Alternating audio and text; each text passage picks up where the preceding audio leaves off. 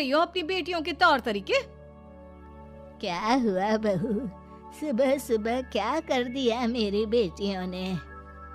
अरे एक तो अभी अभी उठकर किचन में गई है, दूसरी सुबह सुबह बाहर चली गई और तीसरी अभी तक सो रही है। क्या करूं मैं इन तीनों का, मैं तो परेशान हो गई हूँ। जा जाकर उठा उसे और रेशमा से मैं बात करती हूँ। सविता सीधा मनीषा के कमरे में जाती है और उससे कहती है, महारानी जल्दी उठो, सूरज सर पर आ गया है।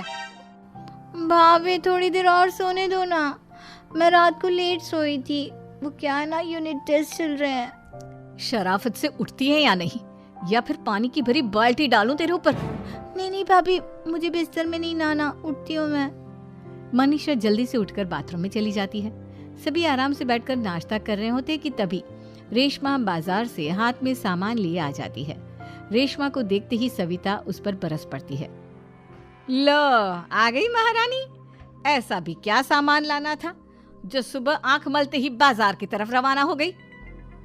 भाभी कल आप ही तो चीख रही थी कि घर का सारा सामान मुझे ही लाना पड़ता है, घर में किसी को भी किसी काम से कोई लेना देना नहीं है। अब मैं बाजार जाकर सामान ले आई तो आपको इस बात से भी तकलीफ हो रही है?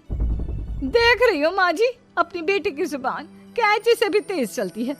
और मयंक आप तो कुछ कहेंगे नहीं अपनी लाडली बहन को। रेशमा अपनी भाभी से ऐसे बात नहीं करते, चलो माफी मांगो। भैया मैं क्यों माफी मांगू? आप भाभी से बोलिए ना कि हम पर कम हुक्म चलाया करे। हम इस घर की बेटियां हैं और आपकी पत्नी की ननद है, नौकरानी नहीं। लो कर लो बात, इनकी भलाई के लिए कुछ भी बोलो तो इन्हें बुरा लग जाता है। इस घर में यही इज्जत है मेरी। देख लो माँ जी, आपकी बेटी किस लहजे में मुझसे बात कर रही है। सविता वहां से चली जाती है। मयंक को बहुत गुस्सा आता है, वो भी वहां से चला जाता है। फिर करिश्मा रेशमा को समझाती है, रेशमा तुम्हें भाभी से माफी मांग लेनी चाहिए थी ना। लेकिन दीदी मैंने कुछ किया ही नहीं, तो मैं माफी क्यों मांगू? हाँ करिश्मा दीदी, रेशमा दीदी जैसे ही घर में आई भाभी ही उन पर चिल्ला रही थी। हाँ मैं मानती हूँ कि गलती भाभी की थी। मैं तो इसलिए बोल रही हूँ कि भाभी ने माँ को तो पूरी तरह अपने वश में कर लिया है, वो हमारी बात सुनती ही नहीं। मयंक भैया हमारे लिए हमेशा खड़े रहते हैं, इसलिए उनकी बात का मान तो तुम्हें रखना चाहिए था ना। कोई फायदा नहीं दीदी, कुछ दिनों की बात और है, भाभी उन्हें भी हमारे खिलाफ भड़का देंगी, फिर वो भी माँ की तरह हमारी किसी बात का विश्वास नहीं करेंगे। इसी तरह सविता अपनी तीनों ननदों को किसी न किसी बात पर परेशान करती रहती थी। एक दिन मयंक अपनी तीनों बहनों के लिए गिफ्ट लाया।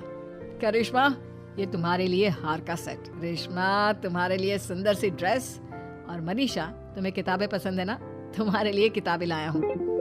थैंक यू भैया। थैंक यू भैया। थैंक यू भैया।